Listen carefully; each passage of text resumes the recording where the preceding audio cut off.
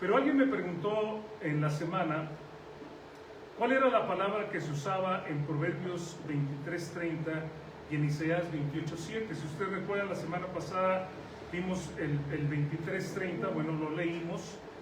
¿Para quién será el ay? ¿Para quién será el dolor? Para los que se detienen en el vino. ¿Se acuerdan de esto? Y luego en Isaías está el versículo que hablaba de los sacerdotes y de los profetas que erraron con el vino. ¿Se acuerdan? Los dos pasajes hablan de vino. Y alguien me decía, bueno, ¿y cuál es la palabra que se utiliza ahí? La palabra es la palabra yagin. Yagin. La pueden escribir Y, no lo tengo aquí, Y-A con acento Y-I-N. Y esta palabra se puede traducir como efervecer, algo que efervece, o también como el vino fermentado, o también puede utilizarse en algunas ocasiones como intoxicación o como uva fermentada. Y algo también, porque alguien me decía, bueno, y es la misma palabra que se menciona en Juan capítulo 2, decía, no, porque en Juan capítulo 2, onios es la palabra que se utiliza y es una palabra griega y no es el equivalente. Yo les decía que es más equivalente la palabra tirosh, pero bueno, nada más para alguien que me preguntó y dije, a lo mejor alguien más tiene la misma pregunta al respecto. Pero bueno, seguimos con lo simbólico y estamos hablando del simbolismo, hermanos, del jugo de uva, del fruto de la vid en la Biblia, en el Nuevo Testamento y cómo es utilizado. Ya terminamos la semana pasada hablando de las bodas de Caná, ya vimos, creo que un poquito exhaustivo, varias cosas al respecto y creo que ya tienen una idea al respecto. Pero lo que quiero ahora decir, hermanos, y escúchenme bien, ¿ok? Porque no quiero que haya confusión en esto. Si el primer milagro que hizo Jesús fue transformar el agua en vino, el último milagro que hizo Jesús simbólicamente, y enfatizo simbólicamente, fue convertir el vino en sangre. Ajá. Ahora escuchen bien lo que estoy diciendo, estoy hablando de una cosa simbólica. Ajá. Ahora, ¿por qué estoy diciendo esto? Cuando nosotros vamos a Mateo 26, 27 y 28, el Señor Jesucristo dice, o la Biblia nos narra, y tomando la copa, ¿quién tomó la copa? El Señor Jesucristo, y habiendo dado gracias, les dio, diciendo, bebed de ella todos. Y luego dice, porque esto es mi sangre del nuevo pacto, que por muchos es derramada para remisión de los pecados. Estoy hablando de una forma simbólica porque obviamente ese jugo de uva no se convirtió en la sangre de Jesucristo, pero Jesucristo estaba, podemos decirlo así, hablando de una forma simbólica. Poéticamente hablando, en un sentido poético, hermanos, el mejor jugo de uva dado a la humanidad para su salvación, su gozo, su sustento, su abundancia, es la sangre de Cristo. Estoy hablando en forma poética. ¿Ah? Pero pensemos en un momento el simbolismo de esto. O sea, ¿por qué Jesucristo habla de esto? ¿Por qué dice que bebamos de su sangre? Ahora, es obvio, hermanos, que no somos vampiros. Hay gente, ¿verdad? Y tal vez ustedes lo saben, que sí bebe sangre y hay quienes se hacen llamar vampiros modernos. Hay otro tipo de gente que bebe sangre que se hacen llamar los sanguinarios y beben sangre. De hecho, he escuchado yo historias que cuando había corridas de toros, la gente cuando llevaba al toro le picaba no sé en qué lugar y brotaba la sangre y se la tomaban y de esa manera tenían energía y todo. Pero eso no es lo que está enseñando la Biblia, por supuesto que no, ¿sí, hermanos? Claro que no es esa la idea que está diciendo. Pero ¿qué está diciendo la Biblia cuando el Señor Jesucristo nos dice que tomemos de su sangre? Bueno, quiero que piensen en lo siguiente. Cuando tomamos una bebida, esa bebida se convierte en parte de nosotros. Ahora les voy a explicar por qué. Cuando nosotros comemos o bebemos, lo que comamos o bebamos, eso va al estómago. Ajá. En el estómago se digiere. Lo que no funciona, lo que no sirve para el cuerpo es desechado, se va por un lugar, y lo que sí sirve lo asimila nuestra sangre. La sangre, hermanos, lo lleva a nuestras células y por eso, ¿verdad?, cuando tenemos una cortada nos vuelve a salir ahí piel y células. Y lo que estoy diciendo con esto es que el dicho que dice la gente, somos lo que comemos o somos lo que vivimos, es verdad, porque eso viene a ser parte de nosotros. Lo que nosotros comemos o bebemos viene a ser parte de nosotros. Ahora, es muy interesante que el Señor Jesucristo, o Juan, cuando escribe Juan en el capítulo 1, en el versículo 12, dice, mas a todos los que le recibieron, y la traducción es excelente, a todos los que recibieron. ¿De quién está hablando, hermanos? Ustedes díganme, ¿a quién hay que recibir? A Jesucristo, a los que creen en su nombre. Por si dudamos que es recibir, a los que creen en su nombre, les dio potestad, una autoridad legal, es decir, no nada más que yo vengo a ser hijo porque yo me dije, sino una autoridad legal de ser hechos hijos de Dios. Juan 1:12. Entonces es muy interesante que, así como Jesucristo dice, hermanos, que debemos de beber su sangre, pero no es algo literal, el versículo 12 de Juan capítulo 1 nos dice que tenemos que recibirlo. Y ese es el punto, ese es el simbolismo. Tenemos, hermanos, nosotros que recibir a Jesucristo en nuestra vida. Tenemos que aceptarlo y tenemos que tener una relación vital con Él si nosotros queremos caminar con Dios. Esa es la enseñanza de beber su sangre. No se trata literalmente de la bebida de la sangre. Ahora, esto lo aclaro también, hermanos, porque nosotros no creemos como una doctrina que a lo mejor la gente católica no la sabe, pero, o probablemente, espero, o bueno, no sé si los sacerdotes o los curas lo saben, pero hay una doctrina que ellos creen que es la doctrina de la transustanciación. Y ellos creen que cuando ellos comen la hostia o la oblea y ellos beben el vino, ese vino y esa oblea se convierten en la sangre y el cuerpo de Cristo. O sea, en la doctrina católica, y esto ustedes pueden investigarlo, hermanos, ustedes pueden verlo, esta doctrina que así se llama la transustanciación, es la doctrina que ellos creen que en el momento que la persona se está comiendo la oblea, se convierte en la carne de Cristo, y en el momento en que alguien está bebiendo el jugo de uva, bueno, realmente en la Iglesia Católica dan vino, en ese momento ese jugo o ese vino se convierte en la sangre de Cristo. Sin embargo, hermanos, esto por supuesto que es una herejía. Esto sería canibalismo. Esto no fue lo que el Señor Jesucristo enseñó. Y además, hermanos, esto sería algo completamente diabólico. ¿Cómo sería que cada día que se tiene una misa o cada día que se tiene una reunión de estas, la gente se va a estar comiendo el cuerpo de Cristo y bebiendo la sangre de Cristo? Nuevamente, esto es algo simbólico. El Señor Jesucristo estaba utilizando un simbolismo. Pero quiero que piensen en esto, hermanos.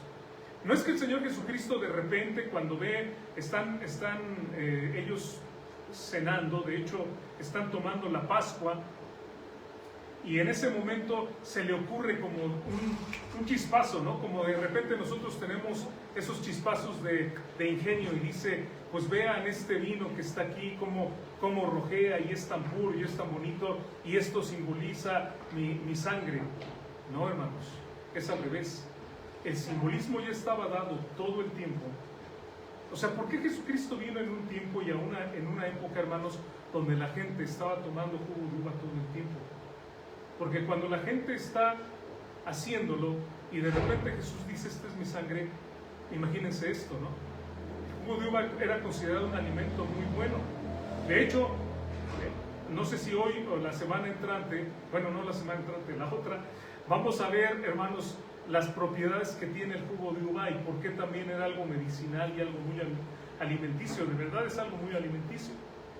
Igual que el pan, ¿no? Eran dos cosas consideradas con mucho alimento. Imagínense que la gente lo está teniendo todo el tiempo y de repente Jesús dice, beban de esto que es mi sangre. ¿Qué está diciendo Jesús? Así como tú necesitas el jugo de uva para vivir, porque de otra manera no podrías estar vivo, así tú necesitas mi sangre. Tú necesitas una relación vital conmigo. Tú necesitas entregar tu vida a mí y tú necesitas caminar conmigo. Son las palabras que el Señor Jesucristo está diciéndole a los discípulos. Vimos el domingo pasado también, hermanos, que de acuerdo a Hebreos, Jesús era sumo sacerdote, de acuerdo, o es sumo sacerdote no de acuerdo a Leví, sino según el orden de Melquisedec. Anoten las siguientes citas: el Salmo 110:4, Hebreos 5:6 y 10, 6:20, 7:1 y 10, 11, 15 y 17. Hay muchos textos que hablan acerca de esto. En Génesis capítulo 14, de los versículos 18 al 20, hablando acerca de Melquisedec, dice nuestro texto: entonces Melquisedec, rey de Salem y sacerdote del Dios Altísimo, sacó pan y vino y le bendijo diciendo: bendito sea Abraham del Dios Altísimo, creador de los cielos y de la tierra, y bendito sea el Dios Altísimo que entregó tus enemigos en tu mano y le dio a Abraham los diezmos de todo. Ahora, esta historia, hermanos, es la historia cuando Abraham va a rescatar a su sobrino Lot y vence a los reyes que lo habían tomado prisionero. Y hay esta figura de Melquisedec, y es interesante que dice que Melquisedec sacó, dice que, hermanos, pan y vino y le bendijo. Es interesante esta figura, hermanos. ¿Por qué? Porque Jesucristo también dijo: tomad, comed, hablando de su cuerpo, ¿no? En esa institución que le llamamos nosotros la Santa Cena. ¿Recuerdan esta institución que hizo, esta iniciación que hizo el Señor Jesucristo de una práctica que tenemos nosotros los cristianos? De hecho, tenemos dos ordenanzas, que es el bautismo y la Cena del Señor. Y en esa Cena del Señor, el Señor Jesucristo les dio el jugo de uva y les dio el pan y les dijo que comieran y les dijo que bebieran. Es interesante que Melquisedec hizo lo mismo para bendecir a Abraham. Con pan y vino bendice a Abraham, y el Señor Jesucristo, con su pan y su vino, que es el mismo, bendice a sus discípulos. El pan y el vino son símbolos del cuerpo y la sangre de Cristo, y son símbolos para nosotros entonces, hermanos, de bendición. En Juan capítulo 6, versículo 55, dice así el Señor Jesucristo, son palabras literales de Él: porque mi carne es verdadera comida y mi sangre es verdadera bebida. Y repito, hermanos, el énfasis es que Jesús tiene que ser parte de nosotros. Como lo dije hace un momento, cuando comemos o bebemos algo, eso que comemos o bebemos se hace parte de nosotros, es parte vital de nosotros, y de la misma manera debemos mantener una comunión con nuestro Señor Jesucristo. Esta lección, hermanos, sería una lección que no podrían olvidar, porque los discípulos, cada vez que fueran a comer y volvieran a tomar ese jugo, ya sea mezclado con agua o ya sea puro, cada vez estarían recordando las palabras del Señor Jesucristo, de lo que tenían ellos que beber, que era esa relación con el Señor Jesucristo. Pablo le recomendó el fruto de la vida a Timoteo como medicina. ¿Se acuerdan? Le dice, de hecho, por ese texto ha surgido todo esto que hemos estado estudiando. Y puedo también pensar, hermanos, que la medicina contra el pecado es la sangre de Cristo. La medicina, hermanos, contra el mal es la sangre de nuestro Señor Jesucristo. La medicina contra el cáncer del pecado que tiene la humanidad es la sangre del Señor Jesucristo. La medicina contra la ceguera espiritual que tiene la gente es la sangre del Señor Jesucristo. Entonces, de verdad, es verdadera comida, verdadera bebida, dice el texto, porque es algo que va más allá. Es alimento, es medicamento que viene de parte de Dios, hermanos. Pero nuevamente, de nada sirve si no lo tomamos. Lo hemos usado mucho como ilustración, ¿no? Te recomienda el médico, pues ya no sé qué sea, ampicilina o no sé qué sea lo que te den, ¿no? Y llegas a tu casa y lo pones en el botiquín y dices: esta medicina es buenísima, y la dejas en el botiquín. ¿Te va a servir de algo, hermano? No. Esa medicina tiene que entrar a tu organismo para que pueda sanarte. Y es lo mismo con el Señor Jesucristo. Cuando nosotros le hablamos a la gente de Cristo, la gente tiene que invitar a Jesús a su vida, como veíamos en Juan 1:12. Tiene que creer en Él para que entonces pueda ser sano del pecado. Bueno, continuamos con los simbolismos, hermanos. El siguiente simbolismo está en Juan capítulo 15, en el versículo 1, cuando Jesús dice: yo soy la vid verdadera, mi Padre es el labrador. Todo pámpano que en mí no lleva fruto lo quitará, y todo aquel que lleva fruto lo limpiará, dice, para que lleve más fruto. Ya vosotros estáis limpios por la palabra que os he hablado. Y ese texto, hermanos, de Juan capítulo 15, nuevamente volvemos a tener la imagen, volvemos a tener la figura otra vez, hermanos, de la vid. Por eso estoy diciendo, es un símbolo muy bonito en toda la Biblia. El Padre es el labrador, Jesucristo es la vid. Pero nosotros, en este pasaje de Juan capítulo 15, hermanos, somos los pámpanos. ¿Qué son los pámpanos? Los racimos. Nosotros dos somos los racimos. Ahora, ¿qué es lo interesante de esto? Bueno, hay varias cosas interesantes al respecto. Primero, que los racimos, hermanos, no dan una fruta o un fruto, sino dan muchos. Todos nosotros hemos ido al mercado a comprar uvas, ¿sí o no? Bueno, a lo mejor no hemos comprado muchas últimamente porque están un poco caras, ¿no? De repente alguien pone en internet que está barata y ahí vamos, ¿no? A ver quién la tiene barata, pero la verdad están caras las uvas.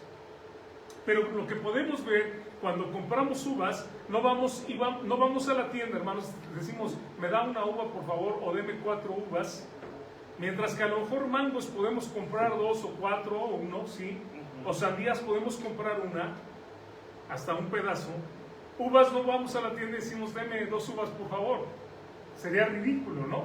Bueno, no sé si alguien lo haga, a lo mejor retiro lo dicho, ¿verdad? Porque a lo mejor alguien sí, nada más compra 2 uvas, no lo sé. Pero normalmente las uvas, hermanos, vienen en racimos.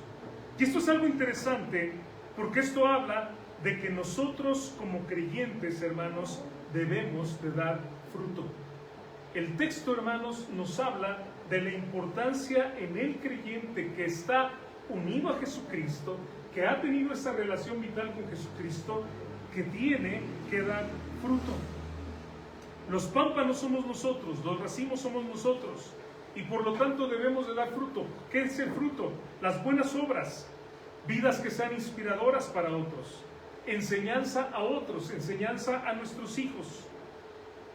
Buenas obras en generosidad, fruto en amor, fruto en esperanza, fruto, hermanos, en el sentido de que le compartimos a otras personas de Cristo y que trabajamos para ver este lugar completamente lleno y con la necesidad a lo mejor hasta de construir un lugar mayor, porque hay más gente y más gente. Fruto, hermano, de discipulado, de que cuando alguien cree en el Señor Jesucristo, yo le empiezo a compartir la palabra para que vea a esa persona crecer. Nuestra vida, hermanos, depende de estar completamente unidos al Señor Jesucristo. Vamos, hermanos, a Juan capítulo 15, por favor. Vayan a este texto conmigo y vean el versículo número 5. Léanlo conmigo en voz alta, hermanos. Juan 15, 5. Vamos a leerlo en voz alta. No se olvide de traer su Biblia, ¿verdad? Yo pongo los versículos para ayuda, pero lea la Biblia, ¿verdad? Traiga la Biblia. Yo soy la vid, vosotros los pámpanos. Conmigo, hermanos. El que permanece en mí y yo en él, este lleva mucho fruto, porque separados de mí nada podéis hacer. Ahora, ¿sí ve la simetría en el texto? Cuando hablo de simetría, estoy hablando de que hay 2 polos, uno de un lado y otro del otro. ¿Cuáles son estos 2 polos? Alguien que me ayude. Si estamos unidos a la vid, si somos de la vid, si estamos en la vid, ¿qué dice el texto que va a suceder? Un polo, un lado. ¿No? A ver otra vez, hermanos. Versículo 5. Yo soy la vid, conmigo léanlo, vosotros los pámpanos. El que permanece en mí y yo en él, este lleva mucho fruto, porque separados de mí nada podéis hacer. Ahora vamos a ver de un lado. Dice, el que permanece en mí, dice el texto, y yo en él. O sea, hay una relación vital, porque cuando nosotros vemos un pámpano, ese pámpano está unido a la vid. De hecho, no sé si alguna vez ustedes han tenido la oportunidad de estar en un viñedo y tratar de cortar una vid. No es tan fácil. O sea, hay pámpanos, hay racimos que están tan unidos a la vid que con un jalón no lo podemos cortar. Y tenemos que utilizar, no sé, un cuchillo o una navaja para cortarlo, porque está muy unido. O sea, de verdad, bueno, yo sí lo he hecho y sí está muy unido, está muy unido. Y está tan unido, hermanos, que permanece uno en el otro. Es lo que está diciendo el texto. El que permanece en mí y yo en él, este lleva mucho fruto. Entonces, de un lado tenemos, hermanos, que aquellos que están unidos a Cristo, siguiendo la idea de lo que ya dijimos, ¿verdad? Le han aceptado, han creído en Él, han bebido su sangre, no en un sentido literal, por favor, entiendan que estoy hablando simbólicamente y Jesús estaba hablando simbólicamente, pero han participado de Él, Jesús está en su vida, mantienen una comunión con Él, esos van a llevar mucho fruto.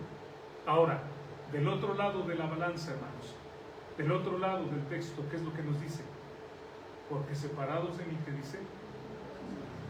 Nada podéis hacer.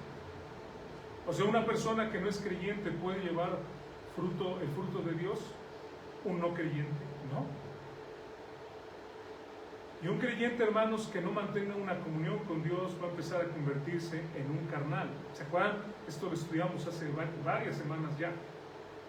Y por eso lo importante en este texto, hermanos, es mantener esta comunión con nuestro Señor Jesucristo.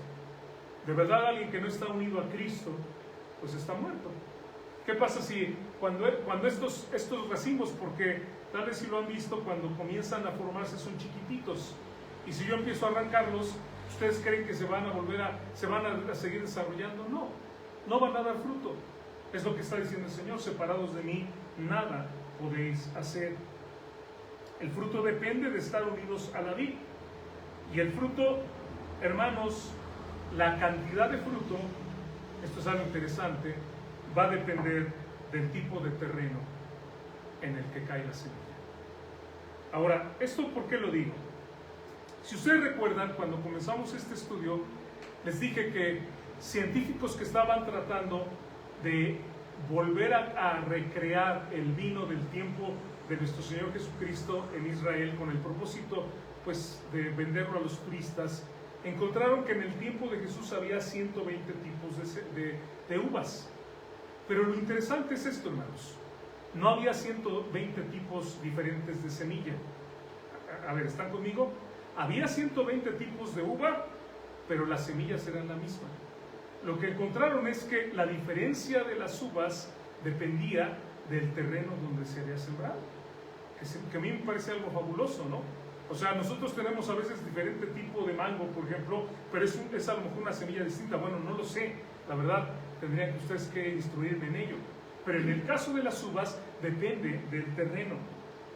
En varias ocasiones, hermanos, el Señor Jesucristo dijo que el fruto que cae en buena tierra da a 30, a 60 y a 100 por uno. Anoten las citas: Mateo 13:8, Mateo 13:23, Marcos 4:8, Marcos 4:20. El Señor Jesucristo repitió esta idea: da a 30, a 60 y a 100 por uno. Ahora, entendamos claramente cuál es el mensaje. Si tú eres un hijo de Dios, tú vas a dar fruto. ¿Vas a dar a 30, a 60 o a 100? Yo no lo sé, hermano. Yo no sé. Yo no sé si tú vas a dar a 100 o vas a dar a 30. Qué bueno que todos diéramos a 100 por uno, ¿no? Sería excelente. Eso no sé. Pero lo que sí sé, ahora alguien podría preguntarme, bueno, ¿y eso de qué depende? La verdad, hermano, podría yo darte tal vez ideas, ¿verdad? Tal vez del bagaje, tal vez de los dones que Dios te ha dado, tal vez de tu entrega, no lo sé. El Señor solamente dijo, y lo que quiero entender es que si eres una buena tierra, el Señor te va a dar a 30, a 60 y a 100. Y debemos estar contentos, hermanos, porque Dios nos da la oportunidad de dar fruto. Pero si en tu vida, hermano, no existe fruto, aquí es donde yo veo peligroso. No que empecemos aquí a discutir de que quién va a dar 30, quién va a dar 60, no, vas a dar fruto. O sea, dependiendo del terreno, vas a dar el fruto que el Señor te va a conceder. Pero lo que sí vería peligroso, hermanos, es que no diéramos fruto. Porque si no estamos dando fruto en buenas obras, en un buen testimonio, en traer a personas a las almas de Cristo, en discipular a alguien, en crecer nosotros espiritualmente, entonces lo peligroso ahí es que entonces no eres buena tierra. Entonces no eres pámpano que está unido a la vid. ¿Entienden? Yo no lo estoy juzgando, es algo que el Señor está diciendo de acuerdo a su palabra. Quiero decirlo claramente, no existen verdaderos creyentes sin fruto. ¿Lo escucharon, hermano? No existe un creyente que sea genuino creyente en Jesucristo y que no tenga fruto. No, porque el Señor lo dice, unidos a Él vamos a llevar nosotros mucho fruto. Pero separados de Él, que dice, nada podéis hacer. Separado de Él estás muerto. Arranquen ustedes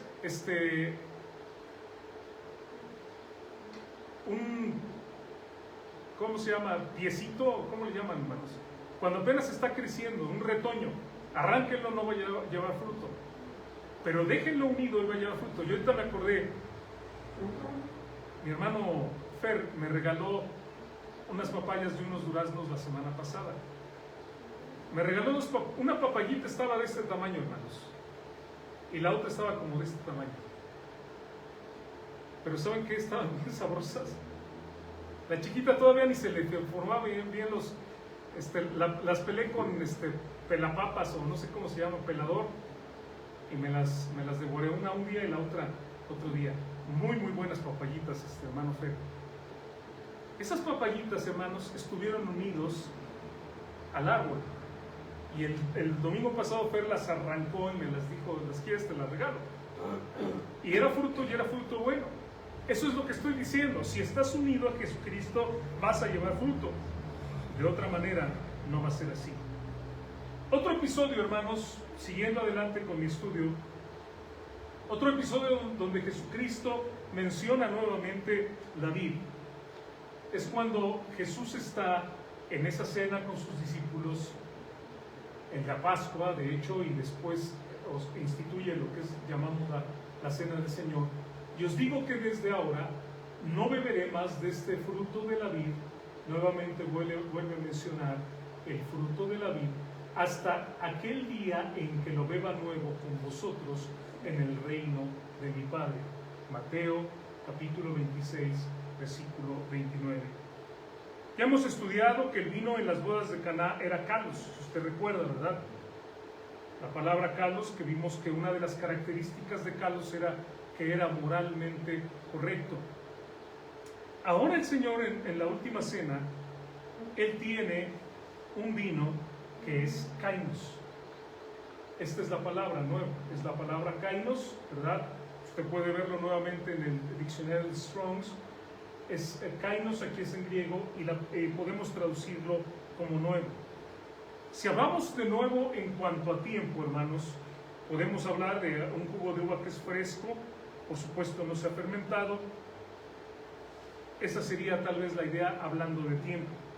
Si hablamos de vino nuevo, en el equivalente a tirosh, hermanos, que sería el equivalente en hebreo, sería jugo de uva en su estado fresco que no se ha fermentado por completo. No sé si lo tengo aquí, así.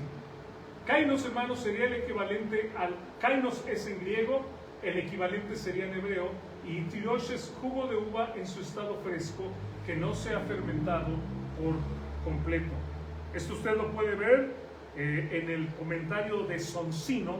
Es un comentario muy antiguo donde da estas definiciones del hebreo. Entonces, bueno, podemos ver esta idea en este versículo. Si usamos kainos, hermanos, para referirnos a una nueva calidad, no solamente nuevo en tiempo, sino nuevo también en calidad, o nuevo también en el sentido de uso, está hablando de un vino, hermanos, que será dado en la presencia del Señor. Lo que el Señor dice cuando dice, y os digo que no beberé más de este fruto de la vid hasta aquel día en que lo beba nuevo con vosotros en el reino de mi Padre, hablando a sus discípulos. Él está diciendo claramente que un día Él beberá un vino nuevo, un vino kainos, un vino que va a ser especial en el reino de su Padre. Ahora, lo que me llama la atención de esto, hermanos, son las siguientes palabras. Es interesante observar, hermanos, esto es nada más una observación que usted puede ver en el Nuevo Testamento. que cada vez que Jesucristo mencionó el vino, no mencionó jamás el Señor Jesucristo vino que estuviera fermentado. Yo sé que tal vez piensen, hermano, ya estás remachando mucho la idea, ya te entendimos. Pero es que es interesante, miren. Vean esto. En Juan 2:10 utiliza kalos, el buen vino. Y hablábamos de la característica, ¿verdad?, de que era un vino moralmente bueno. En Mateo 26:29 utiliza kainos, el que lo beba nuevo, en que lo beba nuevo con vosotros. Y nuevamente nos habla de un vino nuevo que sería un vino no fermentado. Entonces, por la idea de kalos me hace pensar en un vino no fermentado, por kainos es la idea de un vino no fermentado. Y luego cuando usa cerca, pero echan el vino nuevo en odres nuevos, ¿se acuerdan de ese pasaje? Vuelve a utilizar la palabra neos, que es acerca de algo que es nuevo. Sencillamente es la manera como el Señor Jesucristo lo utiliza. Muy bien. Siguiendo en el contexto de esa última cena, un argumento más, hermanos, acerca de por qué también decir que en esa última cena el Señor Jesucristo bebió un vino que no estaba fermentado. Porque dice Éxodo 12:20, ninguna cosa leudada comeréis, en todas vuestras habitaciones comeréis panes sin levadura. ¿Se acuerdan que esa última cena que tuvo el Señor Jesucristo, de hecho les había dicho que fueran a un lugar para preparar para la Pascua? ¿Qué estaban celebrando? La Pascua. Y la Pascua, hermanos, decía esto: no podían ellos comer ninguna cosa leudada durante la Pascua. La palabra leudada que se utiliza ahí, caray, la tenía aquí, yo creo que la borré, hermanos. Bueno, se las digo, es la palabra hametz. La palabra hametz en hebreo es la palabra que significa fermentado. Y es la palabra que se utiliza tanto para la fermentación de cualquier bebida como de cualquier comida. Algo que tiene levadura y que no debía tener levadura en la Pascua, porque la levadura es símbolo de ¿qué, hermanos? De pecado.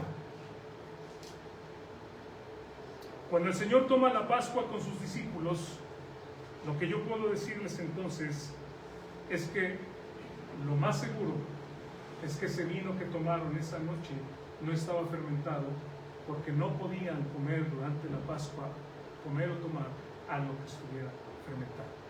Ahora, hoy en día, hermanos, es algo completamente diferente, ¿no? La gente hace lo que bien le parezca. En alguna ocasión, con unos amigos judíos mesiánicos, estuve yo en una Pascua. O sea, yo he participado en una Pascua con judíos mesiánicos. Me han invitado y he estado con ellos. Lo más interesante, bueno, hay varias cosas interesantes, no les voy a contar todo, pero una de las cosas es que no comen cordero, comen pollo. O sea, hoy en día hacen las cosas de otra forma diferente.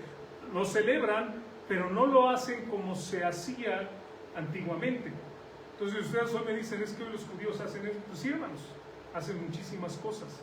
Y muchos grupos ortodoxos judíos, aunque los judíos fue el pueblo que Dios escogió para que de ellos viniera el Mesías, para que ellos guardaran la palabra de Dios, hermanos, muchos siguen enseñando hoy en día, no me refiero a mesiánicos, me refiero a todo tipo, siguen teniendo ideas que son contrarias a las enseñanzas de Cristo, ¿no? Y por ejemplo, si ustedes van a grupos de judíos de esos que son muy cerrados, las mujeres no pueden tener ninguna cultura, a las mujeres las rapan cuando son casadas, las rapan el cabello y tienen que traer peluca, ellas no pueden estudiar la Torá, ni siquiera se imaginen, no pueden cantar en público. Lo que hacen aquí nuestras jovencitas de cantar no lo podrían hacer. Entonces, sí, hoy en día hacen cosas muy diferentes, ¿no? Nada más lo aclaro por si usted ve algo distinto, que hoy en día se haga. Ahora, voy a continuar con el simbolismo, ¿ok? Estoy hablando, sigo, hermanos, y espero terminar hoy.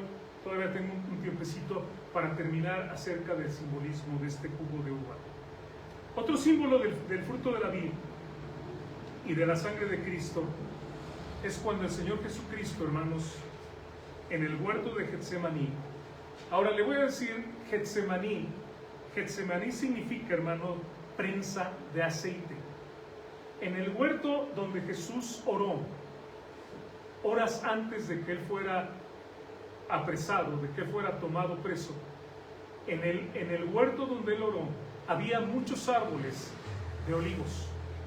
Y había por lo menos una prensa de olivo. Una prensa, hermanos, que era una piedra que machacaba las olivas o los olivos, el fruto, para poder sacar el aceite.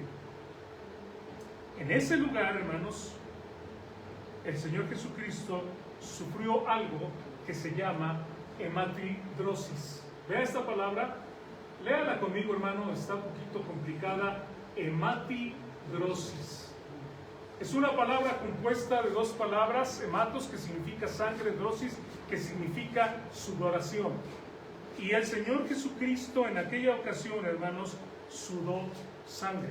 Ahora vean lo simbólico de esto, vean lo simbólico de lo que estoy hablando. ¿Cómo le acabo de decir yo que se sacaba el aceite de las aceitunas, de los olivos?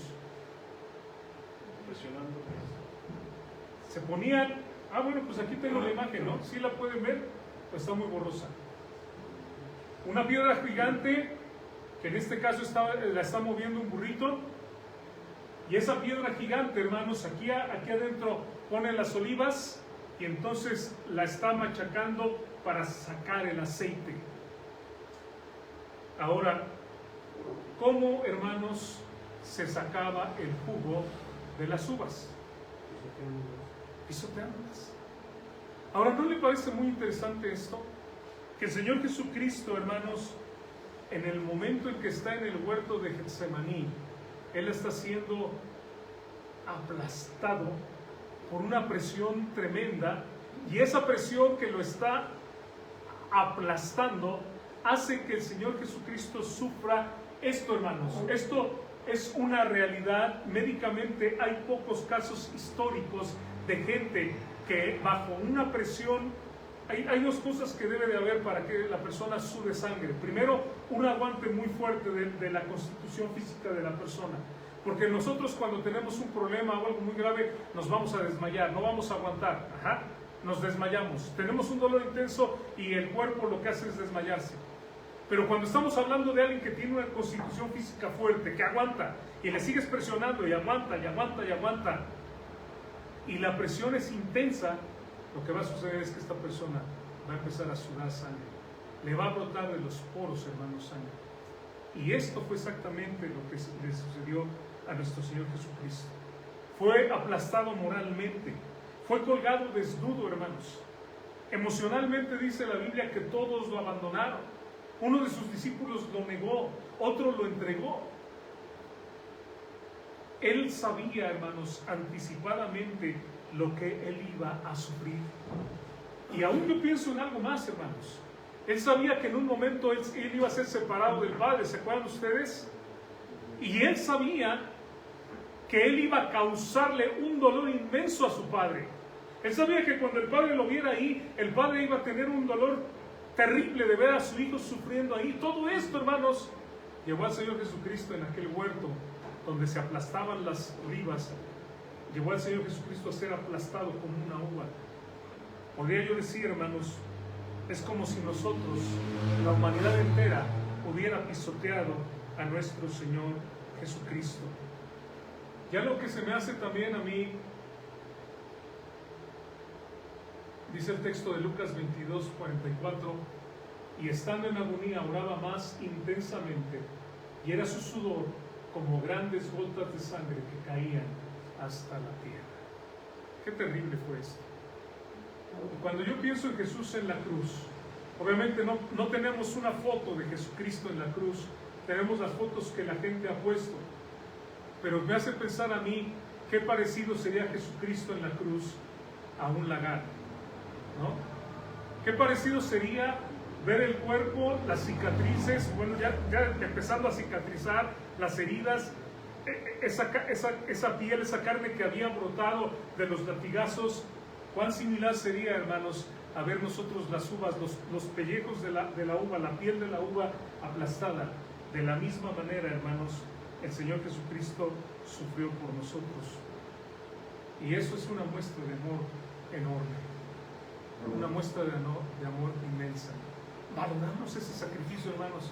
Yo creo que debe de haber una entrega en nosotros al 100% de todo lo que somos, reconociendo el amor que el Señor Jesucristo tuvo por nosotros. En su muerte, Isaías 53, ¿verdad? Molido. Gracias, hermano. Esa palabra es muy interesante, molido, porque literalmente, y no podría ahondar aquí mucho, hermanos, no me quiero detener, pero nada más, si usted no sabía, utilizaban un látigo de ocho correas que le llamaban cola de gato, que tenía en la punta, ese látigo tenía pedazos de plomo o pedazos de hueso. ¿Con qué propósito, hermanos? Ustedes digan, para rasgar, para arrancar. Otro dato interesante, hermano, es que no fueron lictores. Lictores se les llamaba a las personas que normalmente daban los latigazos. Fueron los soldados, porque era muy temprano, no estaban los lictores, no era su hora para ellos de estar ahí. Y los soldados romanos eran crueles y sanguinarios. Entonces yo puedo imaginar, de hecho, hermanos, historiadores como Josefo nos dicen que mucha gente moría con esos latigazos, porque él inclusive habla de que los primeros latigazos herían, los siguientes latigazos rompían y los siguientes latigazos arrancaban la carne de tal manera que los intestinos quedaban expuestos. Entonces la gente moría en ese momento. ¿Cómo dejaron al Señor Jesucristo, hermanos? Yo no lo sé, pero el mismo pasaje dice, ¿verdad? Molido por nuestros pecados. Como raíz de tierra seca, dice, no hay parecer en él ni hermosura. Y el Señor lo hizo, hermanos, por nosotros. ¿Cuánto nos ama el Señor? Bendito sea su nombre. En su muerte, hermanos, el Señor Jesucristo rehusó beber la posca romana. Dice Marcos 15:23, cuando llevaron a Cristo al Gólgota, los soldados le dieron a beber vino mezclado con mirra, mas él no lo tomó. La mirra es una resina amarga. La mirra, junto también con el incienso, se utilizaba, hermanos, en algunas ocasiones como un analgésico, como un antiinflamatorio o también como un narcótico. El Talmud dice en una parte, cuando uno es conducido a la ejecución, se le da una copa de vino que contiene un grano de incienso con el fin de adormecer sus sentidos, pues está escrito, dad de beber fuerte al que está a punto de perecer y vino al que da al de alma amarga. Acuérdense que el Talmud es un comentario, no es exactamente lo que dice la Biblia, es un comentario. Ahora, yo creo, hermanos, dice el texto, cuando llevaron a Cristo al Gólgota, los soldados le dieron a beber vino mezclado con mirra, mas él no lo tomó. Este vino con mirra era un narcótico. Ahora, usted podría pensar, qué buenos eran, ¿no? O sea, dentro de toda su maldad, le daban de beber un narcótico para que no sintiera tanto dolor. No. ¿Saben para qué era el narcótico?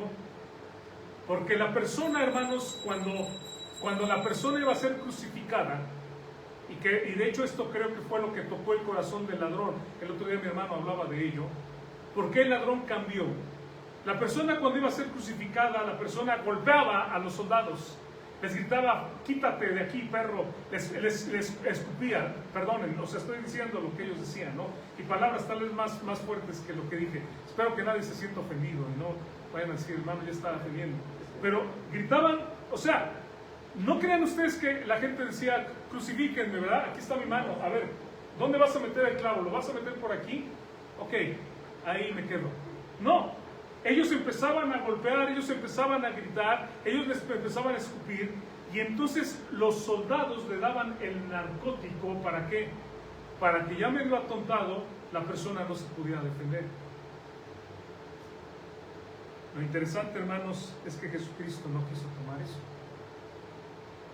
El Señor no pudo haber tomado para decir, no quiero que me duela tanto. Él sabía lo que iba a sufrir. Imagínense el dolor por anticipación, ¿no? Cuando uno ya sabe, lo que le va a suceder. La gente, por ejemplo, que no le gusta que le inyecten y que nada más está pensando, ay, me van a poner una inyección y me van a clavar una aguja y está sufriendo, ¿no? Ay, me van a sacar sangre. No quiere ni ver porque siente que se desmaya. Eso no era nada para el Señor Jesucristo. El Señor Jesucristo, hermanos, quería Él llevar nuestros pecados y morir por nosotros completamente por siempre. Se me hace tan hermoso, hermanos. Se me hace tan hermoso. Porque el Señor Jesucristo, hermanos, no dijo, bueno, denme un anestésico para que me duerma. El Señor dijo, yo, con todos mis sentidos, yo tomo esta decisión de morir por los pecados. El Señor dijo, por eso me ama el Padre, porque yo pongo mi vida para volverla a tomar. Nadie me la quita, sino que yo de mí mismo la pongo. Tengo poder para ponerla y tengo poder para volverla a tomar. Este mandamiento recibí de mi Padre. Qué cobardes somos nosotros, hermanos. O hablo del ser humano. Tiene un problema y ¿qué hacen nuestros amigos? Me voy a echar unos tragos para ir a olvidar, ¿no? Me voy a drogar para no acordarme. Tengo tantos problemas que voy y me pierdo en la cantina. Sírvame otra, cantinero, por favor, que quiero olvidar, ¿no? Si han escuchado estas canciones y estas ideas que la gente dice, qué cobarde, ¿no? Cuando nuestro Señor Jesucristo fue a la cruz y cuando le trataron de dar algo para que Él no sintiera el dolor, dijo, no, a mí no me den eso. Consciente, yo voy a la cruz. ¿Por qué no ven esto la gente que quiere justificar que Jesús cambió el agua en vino para beber, para tomar? Y termino, hermano. Dame un minuto nada más para terminar ya con esto. Creo que este es el último simbolismo que quiero ver. Con esto termino. Juan 19:34, hermanos.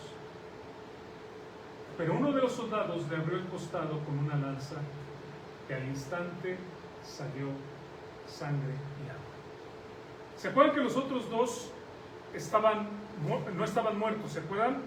Y vinieron y les quebraron los pies, porque cuando eran crucificados, hermanos, ellos se colgaban, pero llegaba el momento que no podían respirar.